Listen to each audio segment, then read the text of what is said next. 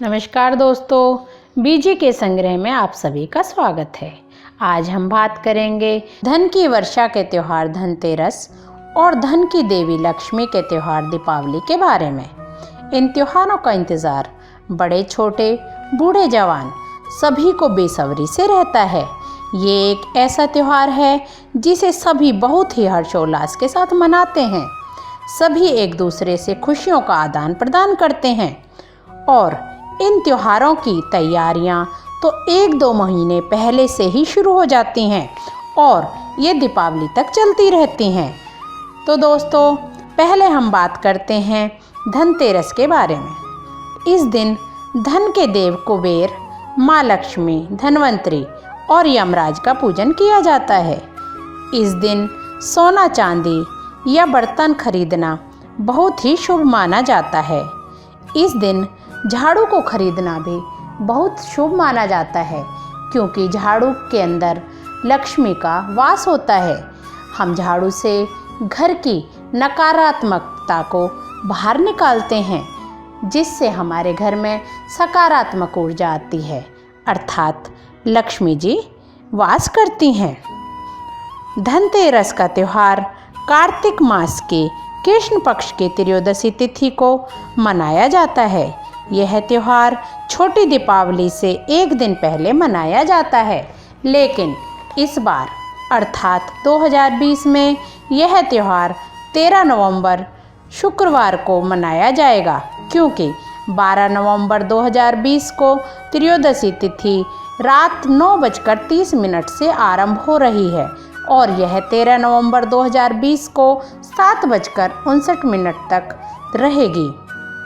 इसलिए पूजा का शुभ मुहूर्त 13 नवंबर को 5:28 से 5:59 तक का है।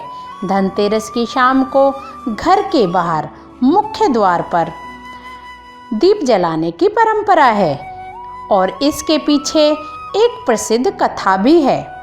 कथा के अनुसार एक राजा थे जिनका नाम हेम था। देव कृपा से उन्हें एक पुत्र रत्न की प्राप्ति हुई। ज्योतिषियों ने जब बालक की कुंडली बनाई तो बताया कि जब इस बालक का विवाह होगा तो उसके 4 दिन बाद ही इसकी मृत्यु हो जाएगी। राजा इस बात को जानकर बहुत ही दुखी हुए और राजकुमार को एक ऐसी जगह पर भेज दिया जहाँ पर स्त्री की परछाई भी ना पड़े। लेकिन देवयोग से एक दिन एक राजकुमारी उधर से निकली और राजकुमार व राजकुमारी ने एक दूसरे को देखा और दोनों एक दूसरे के ऊपर मोहित हो गए और उन्होंने गंधर्व विवाह कर लिया। विवाह के पश्चात विधि का विधान सामने आया और विवाह के 4 दिन पश्चात ही यमदूत उस राजकुमार के प्राण लेने आ पहुँचे। जब यमदूत राजकुमार के प्राण लेकर जा रहे थे तो उस वक्त नवविवाहिता अर्थात राजकुमार की पत्नी विलाप करने लगी। उस राजकुमारी को विलाप करते हुए देखकर यमदूतों का हृदय पिघला, परंतु विधि के अनुसार उन्हें अपना कार्य करना पड़ा।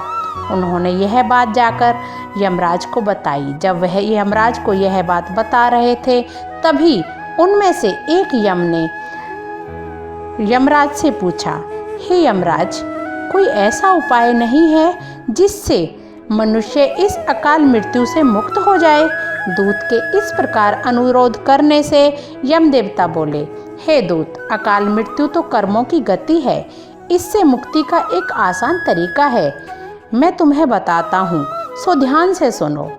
कार्तिक मास के कृष्ण पक्ष की त्रयोदशी की शाम को जो प्राणी मेरे नाम से पूजन करके दीपमाला दक्षिण दिशा में रखेंगे वह अकाल मृत्यु के भय से निर्भय हो जाएंगे।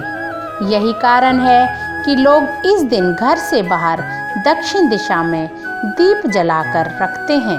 वैसे तो धनतेरस का यह त्योहार धनवंतरी जी को समर्पित है क्योंकि इस दिन वो समुद्र मंथन के दौरान अमृत कलश लेकर निकले थे। इस बार धनतेरस पर मृत्युल और मित्र संज्ञक नक्षत्र का योग बन रहा है। इस नक्षत्र में सोना चांदी और बर्तन आदि खरीदना बहुत ही शुभ माना जाता है।